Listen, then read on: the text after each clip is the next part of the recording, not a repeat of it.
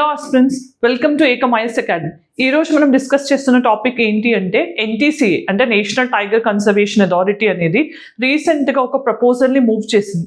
ఏంటి ఆ ప్రపోజల్ అంటే ఆల్మోస్ట్గా ఈ పర్టికులర్ ప్రపోజల్ కనుక నిజమైతే ఇది వరల్డ్లోనే లార్జెస్ట్ డిస్ప్లేస్మెంట్ ప్రాజెక్ట్గా భావిస్తున్నారు. మరి ఎవరు డిస్ప్లేస్ అవుతారు, అసలు ఎందుకు మూవ్ చేయాలనుకుంటున్నారు, దీంట్లో ఉన్న లీగల్ ప్రాబ్లమ్స్ ఏంటి, దాంట్లో పాటు ఈ పర్టికులర్ ఇష్యూలో మనకి చాలా యాక్ట్స్ వస్తున్నాయి డిస్కషన్లోకి. అవన్నీ ఏంటో తెలుసుకునే ప్రయత్నం చేద్దాం. So first thing video components చూద్దాం. సో వీడియో కాంపోనెంట్స్ విషయానికి వస్తే కనుక వై న్యూస్, తర్వాత మోర్ ఏంటి అనేది తెలుసుకుందాం. అసలు న్యూస్ అనేది కొంచెం డీటెయిల్గా తెలుసుకుందాం. దాంతోపాటు ఎన్డీసీఏ రోల్, తర్వాత ఎఫ్ఆర్ఏ అనేది ఫారెస్ట్ రైట్స్ యాక్ట్ అని అంటాం, otherwise scheduled tribes and other traditional forest dwellers act అని కూడా అంటాం. దాంతోపాటు 5th schedule area and పెసా act relevance ఏంటి ఇక్కడ. దాంతోపాటు LARR అంటే land acquisition and rehabilitation and resettlement act of 2013. దీని మెయిన్ రోల్ ఏంటి ఈ పర్టికులర్ డిస్కషన్లోనే తెలుసుకుందాం. దాని తర్వాత సిలబస్ మ్యాపింగ్ చూస్తే ఇది GS paper 3 environment point of view important. So then TGPSC group 1 రాయాలి అనుకుంటున్న వాళ్ళకి గోల్డెన్ ఆపర్చునిటీ ఇది. ఎందుకంటే రీసెంట్గా గవర్నమెంట్ జాబ్ క్యాలెండర్ ఇవ్వడం, సో అక్టోబర్లో నోటిఫికేషన్ ఉంటుంది, ఫిబ్రవరి 2025లో ప్రిలిమ్స్ కండక్ట్ చేస్తాము అని చెప్పడం అనేది ఇప్పుడు ఎవరైతే ఫ్రెషర్స్ ఉన్నారో వాళ్ళకి ఖచ్చితంగా ఇది ఒక గోల్డెన్ ఆపర్చునిటీ అని చెప్పొచ్చు. సో అలా మీరు మీ ప్రిపరేషన్ని ఒక రైట్ డైరెక్షన్లో మూవ్ చేసుకోవాలి అనుకుంటే కనుక this is a right time. So మేము PCM ఫౌండేషన్ బ్యాచ్ అంటే prelims come mains foundation batch అనేది September 23rd నుంచి లాంచ్ చేస్తున్నాం. ఈ పర్టికులర్ బ్యాచ్ డ్యూరేషన్ వచ్చి 7 months, వాలిడిటీ అనేది 2 years ఉంటుంది మీ కోర్స్ వాలిడిటీ. 1-to-1 మెంటర్షిప్ అనేది యూనిక్ ఫీచర్ అనమాట. సో ఏ పర్టికులర్ ఇన్స్టిట్యూట్లో కూడా ఇట్లా గ్రూప్స్కి 1-to-1 మెంటర్షిప్ అనేది లేదు. We are coming for the first time. Then daily news paper analysis అనేది హ్యాండ్అవుట్ ఫార్మాట్లో ఇస్తాం. దాంతోపాటు మీకు డైలీ ఆన్సర్ రైటింగ్ ప్రాక్టీస్ ఉంటుంది, along with weekly test prelims and మెయిన్స్ని ఇంక్లూడ్ చేస్తూ రివిజన్ టెస్ట్ ఉంటాయి. మంత్లీ కరెంట్ అఫైర్స్ మ్యాగజైన్ కూడా ఇస్తారు, including Telangana current affairs. Value added content PYQస్కి సంబంధించి ఇవ్వడం జరుగుతుంది. అలానే study material both in question answer ఫార్మాట్లో మీకు ఇవ్వడం జరుగుతుంది. And Telangana specific current affairs support కూడా ఉంటుంది. ఈ పర్టికులర్ కోర్స్ అనేది both English medium and Telugu మీడియంలో ఉంటుంది, ఆన్లైన్ అండ్ ఆఫ్లైన్. సో ఈ డీటెయిల్స్ ఫర్దర్గా తెలుసుకోవాలి అనుకుంటే you can contact on this number. So ఇక్కడ మీరు చూస్తే కనుక ఎవరు ఏ సబ్జెక్ట్ చెప్తారు, ఏ ఫ్యాకల్టీ అనేది కూడా క్లియర్గా మెన్షన్ చేస్తుంది. So you have to make the right choice to be in your decide career. So then on September 5th, సో మేము ఇంకా TGPSC గ్రూప్ 2 డేట్స్ అనౌన్స్ అయిన విషయం తెలిసిందే కదా. సో గ్రూప్ 2 అండ్ గ్రూప్ 3కి ఒక పర్టికులర్ టెస్ట్ సిరీస్తో రాబోతున్నాం. September 5th రోజు ఇది స్టార్ట్ అవుతుంది. దాని డీటెయిల్స్ అనేది ఫర్దర్ వీడియోస్లో నేను ఇన్ఫార్మ్ చేస్తాను. అలానే APPSC గ్రూప్ 2 టెస్ట్ సిరీస్ అనేది కూడా September 5th నుంచి స్టార్ట్ అవుతుంది. ఇంట్రెస్ట్ ఉన్న వాళ్ళు సేమ్ నెంబర్కి కాంటాక్ట్ చేసి ఫర్దర్ డీటెయిల్స్ తెలుసుకోవచ్చు, రైట్. దెన్ ఇప్పుడు అసలు మనం డిస్కస్ చేస్తున్నది ఏంటి, వై న్యూస్ అని చూస్తే కనుక రీసెంట్గా ఏమైంది, NTCA national tiger conservation authority ఇది ఒక స్టాట్యూటరీ బాడీ. సో ఇది ఏం చెప్పింది అని అంటే ప్రయారిటీ బేసిస్ మీద ఆల్మోస్ట్గా 4 lakh షెడ్యూల్డ్ ట్రైబ్స్ కానీ అదర్ ట్రెడిషనల్ ఫారెస్ట్ డ్వెల్లర్స్ అంటే ఎవరైతే ఫారెస్ట్లో ఎప్పటి నుంచో ఉంటున్నారో వాళ్ళని ఇమీడియట్గా డిస్ప్లేస్ చేయాలి అని చెప్పడం జరిగింది. మరి వీళ్ళందరూ ఎక్కడ ఉంటున్నారు అంటే ఆల్మోస్ట్గా మనకి 54 టైగర్ రిజర్వ్స్ ఉన్నాయి కదా. ఈ 54 టైగర్ రిజర్వ్స్ అనేవి 19 స్టేట్స్లో ఉన్నాయి. ఈ పర్టికులర్ టైగర్ రిజర్వ్స్లో క్రిటికల్ టైగర్ హ్యాబిటాట్ అనేది ఉంటుందన్నమాట. ఇది ఏంటి అనేది తెలుసుకుందాం. ఈ పర్టికులర్ ఏరియాలో ఉంటున్న 4 lakh షెడ్యూల్డ్ ట్రైబ్స్ కానీ అదర్ ట్రెడిషనల్ ఫారెస్ట్ డ్వెల్లర్స్ని కానీ ఇప్పటికిప్పుడు అర్జెంటుగా మీరు వాళ్ళని డిస్ప్లేస్ చేయాల్సి ఉంటుంది అని చెప్పి ఆర్డర్స్ ఇవ్వడానికి రెడీ అవుతుంది. సో ఇది ఒకవేళ కార్యరూపం దాలిస్తే కనుక ఇది వరల్డ్లోనే లార్జెస్ట్ డిస్ప్లేస్మెంట్ ప్రాజెక్ట్గా కూడా కన్సిడర్ చేయొచ్చు. సో ఫస్ట్ మనం ఇప్పుడు అర్థం చేసుకోవాల్సింది ఏంటి, ఈ క్రిటికల్ టైగర్ హ్యాబిటాట్ అంటే ఏంటి అని. సో జనరల్గా ఇది ఒక టైగర్ రిజర్వ్ అనుకుంటే దాంట్లో మనకి కోర్ ఏరియా అనేది ఉంటుంది. అంటే ఎక్కడైతే కనుక జనరల్గా పాపులేషన్ ఆఫ్ టైగర్ డెన్సిటీ అనేది ఎక్కువ ఉంటుందో దాన్ని కోర్ ఏరియా అని అంటాం. దీన్నే మనం క్రిటికల్ టైగర్ హ్యాబిటాట్ అని కూడా అంటాం అనమాట. సో దీని చుట్టూ మనకి బఫర్ ఏరియా, ట్రాన్సిషన్ ఏరియా అనేవి ఉంటాయి. సో ఇది ఒక టైగర్ రిజర్వ్ అయితే. సో ఎవరైతే కనుక ఇక్కడ కోర్ ఏరియాలో ఉంటున్నారో వాళ్ళని డిస్ప్లేస్ చేయడానికి ఈ పర్టికులర్ ఆర్డర్ ఇవ్వడం జరుగుతుంది.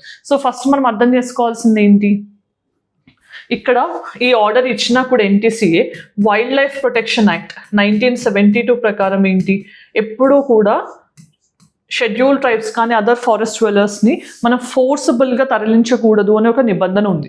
ఫోర్సబుల్గా చేయకూడదు అంటే మనం ఎలా తరలించవచ్చు అంటే కనుక వాళ్ళు వాలంటరీగా అయినా వెళ్ళొచ్చు, లేదంటే మ్యూచువల్ అగ్రిమెంట్ ద్వారా అంటే టర్మ్స్ అండ్ కండిషన్స్కి వాళ్ళు ఓకే చేసుకున్నప్పుడు వెళ్తే కనుక దాన్ని మనం అలో చేయొచ్చు అనమాట, వైల్డ్ లైఫ్ ప్రొటెక్షన్ యాక్ట్ 1972 ప్రకారం. సో ఇది ఒక కండిషన్ ఉంది. మరి ఇప్పుడు అసలు వీళ్ళని మనం ఎందుకు పంపిస్తున్నాం క్రిటికల్ హ్యాబిటాట్ నుంచి అంటే ఆల్మోస్ట్ 4 lakh మెంబర్స్ ఎవరైతే ఉంటున్నారో 4 lakh మెంబర్స్ ఉన్నారు, 90,000 ఫ్యామిలీస్ ఉన్నాయన్నమాట. 90,000 ఫ్యామిలీస్ అనేవి ఉన్నాయి. ఆల్మోస్ట్ 870 విలేజెస్ అనుకోవచ్చు మీరు. ఈ ట్రైబల్ హ్యామ్లెట్స్ అనేవి క్రిటికల్ టైగర్ హ్యాబిటాట్లో ఉన్నాయి. సో వీళ్ళందరినీ డిస్ప్లేస్ చేయడానికి మనకి మెయిన్ థింగ్ ఏంటి అంటే section 38 clause 5 sub clause 4 sub clause 1 దీని of wild life protection act ప్రకారం ఏంటి అంటే మెయిన్ థింగ్ ఇక్కడ క్రిటికల్ టైగర్ హ్యాబిటాట్ అనేది ఏ రకమైన రీజన్స్ వల్ల కూడా డ్యామేజ్ అవ్వకూడదు.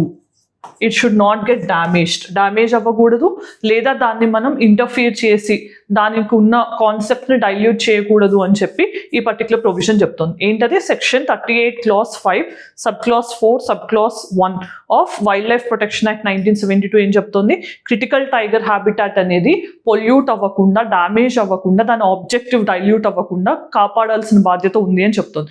మరి వీళ్ళందరూ క్రిటికల్ టైగర్ హ్యాబిటాట్లో నివసించడం వల్ల మనకి ఎటువంటి ప్రాబ్లమ్స్ వస్తాయి, మ్యాన్ యానిమల్ కాన్ఫ్లిక్ట్ అనేవి జరగవచ్చు కదా. సో ఎప్పుడైనా పులులు దాడి చేసినప్పుడు వాళ్ళు చనిపోతారు, మళ్ళీ అది కన్సర్వేషన్కి కూడా ఇబ్బందిగా మారవచ్చు. ఇలాంటివన్నీ జరుగుతున్నాయి కాబట్టి ఎన్టీసీఏ అనేది ఇప్పుడు ఈ వీళ్ళని మూవ్ చేయాలి అనే ఆర్డర్ ఇవ్వడం జరిగింది, రైట్. సో ఈ మూవ్ చేయడానికి కూడా కొన్ని ఇబ్బందులు ఉంటాయి. ఎందుకు అని అంటే మనకి ఇప్పుడు చూస్తే మనం ఇక్కడ ఏం చెప్పాను, వాలంటరీగా మూవ్ అవ్వాలి లేదా మ్యూచువల్ అగ్రిమెంట్ ద్వారా మాత్రమే మూవ్ అవ్వాలి. ఈ ఫారెస్ట్ డ్వెల్లర్స్ ఎవరైతే ఉంటారో వాళ్ళందరూ కూడా ఫారెస్ట్ రైట్స్ యాక్ట్ అనే దాన్ని బట్టి గవర్న్ అవుతున్నారు. ఇది 2006లో వచ్చింది. దీన్నే మనం schedule tribes and other traditional forest dwellers act అని కూడా అంటాం. సో వీళ్ళకి డిఫరెంట్ టైప్స్ ఆఫ్ రైట్స్ ఉన్నాయి. అవి ఏంటి అనేది ఫర్దర్ వీడియోలో డిస్కస్ చేద్దాం. బట్ ఫస్ట్ మనం అర్థం చేసుకోవాల్సింది ఏంటి, ఈ పర్టిక్యులర్ యాక్ట్ కింద ఏదైతే ఫారెస్ట్ రైట్స్ యాక్ట్ ఉందో దాని కింద ట్రైబల్స్కి క్లియర్గా డిఫరెంట్ టైప్స్ ఆఫ్ రైట్స్ ఇవ్వడం జరిగింది. సో వాళ్ళ రైట్స్ని మనం రికగ్నైజ్ చేసి వాళ్ళకి మేము ఈ రైట్స్ ఇస్తున్నామని రికగ్నైజ్ చేయమని చెప్పి రీసెంట్గా సుప్రీంకోర్టు చెప్పినప్పుడు ఈ రైట్స్ అనేవి లీగలైజ్ అయ్యేంత వరకు వాళ్ళని ఎక్కడికి మూవ్ చేయకూడదు అనే ఒక నిబంధన కూడా ఉంది. దీనికి అనుగుణంగానే ఎన్వైర్న్మెంట్ మినిస్ట్రీ అనేది కూడా ఒక ఆర్డర్ ఇవ్వడం జరిగింది. సో ఇప్పుడు వాళ్ళని మనం అలా మూవ్ చేయాలంటే అది లీగల్గా కూడా కొన్ని ఇబ్బందులు ఎదుర్కోవాల్సి వస్తుంది. మరి అయినప్పటికీ కూడా ఎన్టీసీఏ అనేది ఎందుకు మూవ్ చేయాలనుకుంటోంది అనేది చూసాం మనం. దానికి కారణం ఎన్టీసీఏ ఏం చెప్తోంది, మాకు ఈ క్రిటికల్ టైగర్ హ్యాబిటాట్ అనే దాన్ని మేము ఖచ్చితంగా కన్సర్వ్ చేయాలి. ఎందుకు అంటే మన దేశంలో ఇప్పుడు ఆల్మోస్ట్గా ప్రపంచంలోనే 70% ఆఫ్ ద టైగర్ పాపులేషన్ అనేది ఉంది. సో టైగర్ కన్సర్వేషన్ అనేది ఖచ్చితంగా మేము అమలు చేయాల్సి ఉంటుంది. కాబట్టి దానికి అడ్డంకిగా ఉన్న ఈ ఎవరైతే ట్రైబల్ పాపులేషన్ ఉన్నారో వాళ్ళని ఖచ్చితంగా మూవ్ చేయాల్సి ఉంటుంది అని చెప్పారు. మరి ఇలా మూవ్ చేస్తే కనుక ఈ పర్టిక్యులర్ ప్రాజెక్ట్ అనేది వరల్డ్లోనే లార్జెస్ట్ డిస్ప్లేస్మెంట్ ప్రాజెక్ట్ కూడా అవుతుంది. ఎందుకు అని అంటే ఒక ఎన్వైర్న్మెంట్కి సంబంధించిన కన్సర్వేషన్ మెషర్, అది కూడా ఒక పర్టికులర్ స్పీసీస్ ఆఫ్ టైగర్ గురించి మనం ఎంటైర్ 4 lakh పాపులేషన్ని తరలించడం అనేది ప్రపంచంలోనే ఫస్ట్ టైం జరగబోతుంది, రైట్. ఆ పర్టికులర్ కాంటెక్స్ట్లో ఇది చాలా సిగ్నిఫికెంట్. దెన్ అసలు ఇక్కడ మనం మాట్లాడుకున్న ఎన్టీసీఏ గురించి కదా. ఎన్టీసీఏ అంటే ఏంటో తెలుసుకుందాం ఎగ్జామినేషన్ పాయింట్ ఆఫ్ వ్యూలో. ఎన్టీసీఏ అంటే నేషనల్ టైగర్ కన్సర్వేషన్ అథారిటీ. మరి దీని రోల్ ఏంటి, ఇది ఒక స్టాట్యూటరీ బాడీ అంటే చట్టబద్ధమైన సంస్థ. మరి దేని కింద ఎస్టాబ్లిష్ అయింది, వైల్డ్ లైఫ్ ప్రొటెక్షన్ యాక్ట్ 1972 కింద ఎస్టాబ్లిష్ అయింది. ఎప్పుడు ఎస్టాబ్లిష్ అయింది అంటే 2006లో ఎస్టాబ్లిష్ అయింది. ఎవరి రికమెండేషన్స్ మీదకు అంటే 2005లో టైగర్ టాస్క్ ఫోర్స్ అనేది క్రియేట్ అయింది. సో అప్పుడు వీళ్ళు రికమెండ్ చేశారు మనకి టైగర్ కన్జర్వేషన్కి కూడా ఒక బాడీ ఉండాలి అని. సో వాళ్ళు రికమెండ్ చేసిన తర్వాత మనం 2006 నుంచి ఈ బాడీని ఎస్టాబ్లిష్ చేసుకోవడం జరిగింది. మరి దీని చైర్మన్గా ఎవరు ఉంటారు అంటే ministry of environment, forest and climate change. ఎవరైతే మనకు యూనియన్ మినిస్టర్ ఉంటారో ఆయనే చైర్మన్గా ఉంటారు. దాంతోపాటు దీని మెయిన్ ఆబ్జెక్టివ్స్ ఏంటి అని చూస్తే కనుక మనకి 2 ఆబ్జెక్టివ్స్. ఒకటేమో ప్రాజెక్ట్ టైగర్. సో ప్రాజెక్ట్ టైగర్ని ఇంప్లిమెంట్ అయ్యే విధంగా చూసుకోవాలి. 1973 నుంచి ఇది ఇంప్లిమెంటేషన్లో ఉంది. అలానే టైగర్ రిజర్వ్స్కి సంబంధించి కన్జర్వేషన్ మెజర్స్ కానీ ఎటువంటి మార్పులు చేయాలన్నా కూడా టైగర్ కన్జర్వేషన్ అథారిటీని పర్మిషన్ అడగాల్సి ఉంటుంది. సో ఇవన్నీ ప్రైమరీగా మనం తెలుసుకోవాల్సిన main things. Then forest rights act అంటే ఏంటో తెలుసుకుందాం. ఈ ఫారెస్ట్ రైట్స్ యాక్ట్ అంటే ఏంటి? ఇది 2006లో పాస్ చేసాం. ఎందుకు అని అంటే జనరల్గా మనకి ఎవరైతే నార్మల్ రెవెన్యూ విలేజెస్లో ఉంటారో వాళ్ళకి డిఫరెంట్ పాలసీస్ కానీ డిఫరెంట్ బెనిఫిట్స్ కానీ పబ్లిక్ వెల్ఫేర్ రిలేటెడ్ మెషర్స్ ఇవన్నీ ఇంప్లిమెంట్ అవుతాయి. కానీ ఈ పీపుల్ అంటే ఎవరో ట్రైబల్ పీపుల్ ఫారెస్ట్ ల్యాండ్స్లో ఉంటున్నారో వాళ్ళకి ఫారెస్ట్ సెటిల్మెంట్గా కన్సిడర్ చేస్తారు కానీ రెవెన్యూ సెటిల్మెంట్గా కన్సిడర్ చేయరు. దానివల్ల ఏమవుతుంది, వీళ్ళకి జనరల్గా గవర్నమెంట్ నుంచి రావాల్సిన పబ్లిక్ ఫెసిలిటీస్ అనేవి రావట్లేదు. సో దాన్ని మార్చమని చెప్పి కూడా ఒక ఆర్డర్ అనేది ఉంది రెవెన్యూ సెటిల్మెంట్స్గా కన్వర్ట్ చేయమని. సో దాంట్లో భాగంగానే మనకి ఫారెస్ట్ రైట్స్ యాక్ట్ అనేది తీసుకొచ్చాం. ఎందుకు అంటే వీళ్ళు ఆల్మోస్ట్ కొన్ని సంవత్సరాల నుంచి తరతరాలుగా వీళ్ళు ఫారెస్ట్లో ఉండటం అనేది, ఆ ఫారెస్ట్ మీద వీళ్ళకి రైట్స్ ఉండకపోవడం అనేది ఒక విధంగా కరెక్ట్ కాదు అని భావించినప్పుడు మనం ఏం చేసాం, ఈ ఫారెస్ట్ రైట్స్ యాక్ట్ అనేది తీసుకొచ్చాం. దాని ప్రకారం ఏంటి, మనం 4 డిఫరెంట్ టైప్స్ ఆఫ్ రైట్స్ని గ్రాంట్ చేస్తున్నాం. 4 రైట్స్లో ఫస్ట్ రైట్ ఏంటి, ల్యాండ్ రైట్స్. ల్యాండ్ రైట్స్ అంటే ఏంటి, ఒక పర్టికులర్ ఫ్యామిలీ మేము 3 జనరేషన్స్ అంటే 75 ఇయర్స్ నుంచి కూడా ఇదే ఏరియాలో మేము ఉంటున్నాం, ఈ ల్యాండ్ని మేము యూజ్ చేసుకుంటున్నాం అని ప్రూవ్ చేయగలిగితే కనుక వాళ్ళకి ఆ ల్యాండ్ మీద పట్టా ఇస్తారు. ఎంతవరకు ఇస్తారు, ఎంత ల్యాండ్ మాక్సిమం లిమిట్ అంటే 4 hectares. 4 hectares అంటే ఎంత, 10 acres ఆఫ్ ల్యాండ్. సో ఇది మాక్సిమం ఎక్స్టెంట్ అనమాట. ఇంతవరకు కూడా మనం ల్యాండ్ మీద వాళ్ళకి పట్టా హక్కులు కల్పిస్తున్నాం. దాంతోపాటు ఏంటి, ఈ ల్యాండ్ రైట్స్ ఇస్తూనే ఈ ల్యాండ్ని మనం ఒకవేళ ట్రైబల్ నేమ్ మీద రిజిస్టర్ చేసాము అని అంటే ఆ ట్రైబల్ నుంచి ఇంకొక ట్రైబల్కి దాన్ని సెల్ చేయొచ్చు, గిఫ్ట్ చేయొచ్చు, అట్లా అవ్వచ్చు. కానీ నాన్ ట్రైబల్కి మళ్ళీ ఆ ప్రాపర్టీ అనేది, ఆ ల్యాండ్ అనేది సెల్ అవ్వకుండా లేకపోతే గిఫ్ట్ చేయకుండా వీటన్నిటి మీద కొన్ని రిస్ట్రిక్షన్స్ ఇంపోజ్ చేయడం కూడా జరిగింది. ఎందుకు అంటే ట్రైబల్ పీపుల్కి అలాంటి ప్రొవిజన్స్ మనం క్రియేట్ చేయకపోతే ఖచ్చితంగా వాళ్ళ దగ్గర నుంచి వేరే వాళ్ళు లాక్కునే ప్రయత్నం చేస్తారు. Then use rights. Use rights అంటే ఏంటి, ఫారెస్ట్ నుంచి మనం ఎటువంటి యూజెస్ని పొందుతున్నాము అనే కాంటెక్స్ట్లో. సో మనకు మెయిన్గా ఫారెస్ట్ అనే గుర్తొచ్చేది ఏంటి, మైనర్ ఫారెస్ట్ ప్రొడ్యూస్.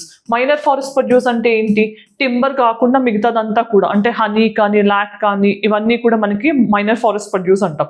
సో దానికి సంబంధించిన రైట్స్ కూడా ఈ ఎవరైతే కమ్యూనిటీస్ ట్రెడిషనల్గా ఫారెస్ట్లో డ్వెల్ చేస్తూ అంటే ఉంటున్నారో అనుకుంటున్నామో వాళ్ళకి ఇవ్వడం జరుగుతుంది. So except timber, all other వాటి గురించి. Then community rights. కమ్యూనిటీ అంటే ఏంటి, ఆ పర్టికులర్ కమ్యూనిటీ మొత్తానికి కూడా ఫారెస్ట్ మీద కొన్ని రైట్స్ ఉంటాయి. అంటే వాళ్ళు గ్రేజింగ్ ల్యాండ్స్ని యూజ్ చేసుకోవచ్చు, దాంట్లో ఉన్న లేక్స్ని కానీ పాండ్స్ని కానీ వాళ్ళు డ్రింకింగ్ వాటర్ కానీ అగ్రికల్చర్ పర్పస్కి వాడుకోవడం ఇలాంటివన్నీ. దాంతోపాటు ముఖ్యంగా వాళ్ళకి కన్జర్వేషన్ రైట్స్ కూడా ఉంటాయి. అంటే ఆ పర్టికులర్ ఎకోసిస్టమ్ని కన్జర్వ్ చేయడానికి, ఎన్వైర్న్మెంట్ కన్జర్వేషన్కి కూడా, లేకపోతే చెట్లు నరికేయకుండా, స్మగ్లింగ్ లాంటివి అవ్వకుండా, పోచింగ్ లాంటివి అవ్వకుండా చూసుకోవాల్సిన కన్జర్వేషన్ రైట్స్ని కూడా వాళ్ళకి కల్పిస్తున్నారు. ఎందుకంటే tribals more connected with nature. So ఇలా మనకి ఫారెస్ట్ రైట్స్ యాక్ట్ అనేది 4 డిఫరెంట్ టైప్స్ ఆఫ్ రైట్స్ని కనిపిస్తుంది. దెన్ మరి ఇక్కడ 5th schedule and 6th schedule areas relevance ఏంటి అంటే, మనం ఇందాక చూసినట్టు ఈ క్రిటికల్ టైగర్ హ్యాబిటాట్స్ అనేవి 54 టైగర్ రిజర్వ్స్లో ఉన్నా కూడా 19 స్టేట్స్ కవర్ అవుతున్నాయని చెప్పాను కదా. ఈ 19 స్టేట్స్లో కూడా మనం చూస్తే మధ్యప్రదేశ్, రాజస్థాన్, మహారాష్ట్ర, ఛత్తీస్గఢ్. సో ఈ 4 స్టేట్స్లోనే ఆల్మోస్ట్గా 50% ఆఫ్ ద పాపులేషన్ ట్రైబల్స్ ఇక్కడి నుంచే డిస్ప్లేస్ అవ్వబోతున్నారు. ఎందుకు అంటే మీరు చూస్తే ఈ ఏరియా అంతా కూడా central Indian region, tribal belt కూడా. And most of the region అనేది 5th షెడ్యూల్ ఏరియా కింద ఉంది, దాంతోపాటు పెసా యాక్ట్ కింద కూడా ఉంది. సో మనకి 5th షెడ్యూల్ అంటే తెలుసు కదా, ఆర్టికల్ 244 అనేది ఇంప్లిమెంట్ అవుతుంది. So majority of the population 5th షెడ్యూల్లో ఉంది. దాంతోపాటు వీళ్ళకి నార్మల్ పంచాయత్ సిస్టమ్ అనేది కాకుండా Panchayat Raj extension to scheduled areas 1996లో మనం తీసుకొచ్చాం కదా, దాని ప్రకారం ఇక్కడ అడ్మినిస్ట్రేషన్ అనేది జరుగుతుంది. మరి దీని ప్రకారం ఎవరికి ఎక్కువ పవర్స్ ఉంటాయి అంటే గ్రామ సభ. గ్రామ సభ అనేది ల్యాండ్కి సంబంధించి, ప్రాపర్టీకి సంబంధించి నార్మల్గా అంటే మనం ఆ విలేజ్లో ఏం చేయొచ్చు ఏం చేయకూడదు అన్నీ కూడా గ్రామ సభ అనేది డిసైడింగ్ ఫ్యాక్టర్గా ఉంటుంది. సో దాని రిలవెన్స్ ఇదనమాట 5th షెడ్యూల్ అండ్ పెసా యాక్ట్కి. దెన్ అసలు ఇక్కడ మన land acquisition and rehabilitation resettlement act role ఏంటి అంటే, మనం ఇప్పుడు వీళ్ళందరినీ డిస్ప్లేస్ చేస్తామంటే వాళ్ళకి ఏం కంపెన్సేషన్ ఇవ్వకుండా జరగదు కదా. వాళ్ళకి కంపెన్సేషన్ ఇవ్వాలి అంటే దేని ప్రకారం ఇస్తారు, రైట్ టు ఫేర్ కంపెన్సేషన్ అనేది మనం land acquisition and rehabilitation act కింద ఇవ్వాల్సి ఉంటుంది. So right to fair compensation అనేది సో ఈ 2013లో పాస్ అయిన యాక్ట్. సో దీని ప్రకారం మనం వాళ్ళని డిస్ప్లేస్ చేస్తున్నాము అని అంటే వాళ్ళకి ఫేర్ కంపెన్సేషన్ ఉండే విధంగా చూసుకోవాల్సిన బాధ్యత కూడా ఉంది. దాన్ని మళ్ళీ స్పీడీగా కూడా ఇవ్వాల్సి ఉంటుంది. అంటే ఎప్పుడో డిస్ప్లేస్మెంట్ చేసి తర్వాత సంవత్సరాల తర్వాత ఇస్తానంటే కూడా సుప్రీంకోర్టు క్లియర్గా ఇన్స్ట్రక్షన్స్ ఇవ్వడం జరిగింది. సో ఇట్లా స్పీడీ కంపెన్సేషన్ ఉండాలి, ప్రాంప్ట్గా ఉండాలి, ఫేర్గా ఉండాలి. దాంతోపాటు మనం ఈ కంపెన్సేషన్తో పాటు వాళ్ళకి రీసెటిల్మెంట్ ఆపర్చునిటీస్ అనేవి కూడా కల్పించాల్సి ఉంటుంది. రీసెటిల్మెంట్ అంటే వాళ్ళకి నెక్స్ట్ ఎక్కడ సెటిల్ అవ్వాలి, దాంతోపాటు వాళ్ళకి అక్కడ ఎటువంటి ఆపర్చునిటీస్ ఉంటాయి, లైవ్లీహుడ్ ఆపర్చునిటీస్, ఇవన్నీ ఎన్షోర్ చేయాల్సిన బాధ్యత కూడా గవర్నమెంట్ మీద ఉంటుంది. రైట్, ప్రాక్టీస్ క్వశ్చన్ ఏంటనే చూద్దాం. So the term buffer zone in the context of tiger reserves refers to, వీటిలో ఏ ఆప్షన్ కరెక్ట్ అనిపిస్తే ఆన్సర్ కామెంట్ సెక్షన్లో చెప్పండి. Then mains question, critically analyze the impact of Forest Rights Act 2006 in livelihood and cultural rights of forest dwelling communities in India.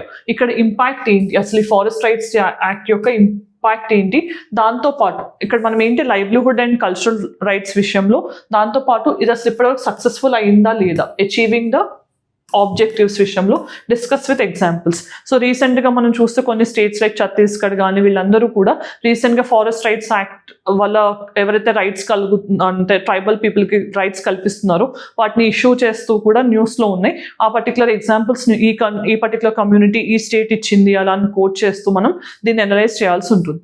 Then మరి video ఎండింగ్కి వచ్చేసాం కదా, ఈరోజు ఏం డిస్కస్ చేసాము అని అంటే ఎన్టీసీ అనేది రీసెంట్గా ఆల్మోస్ట్ 4 lakh ట్రైబల్ పీపుల్ని డిస్ప్లేస్ చేయడానికి ఒక ప్రపోజల్ని మూవ్ చేసిన కాంటెక్స్లో అసలు ఈ రోల్ ఏంటి, ఎన్టీసీఏ ఏం చేసింది, ఈ ప్రపోజల్ ఏంటి, ఎందుకు క్రిటికల్ టైగర్ హ్యాబిటాట్స్ నుంచి వాళ్ళని మూవ్ చేయాలనుకుంటున్నారు, దాంట్లో ఉన్న లీగల్ అడ్డంకులు ఏంటి, డిఫరెంట్ యాక్ట్స్ ఏంటి, ఫారెస్ట్ రైట్స్ యాక్ట్ ఏంటి, దాంట్లో ఎటువంటి రైట్స్ కల్పిస్తున్నారు మనకి, దాంతోపాటు 5th schedule and పెసా act relation ఏంటి, దాంతోపాటు land acquisition and rehabilitation act దీనికి రిలేషన్ ఏంటి, ఇవన్నీ కూడా ప్రాక్టీస్ క్వశ్చన్స్తో పాటు చూడటం జరిగింది.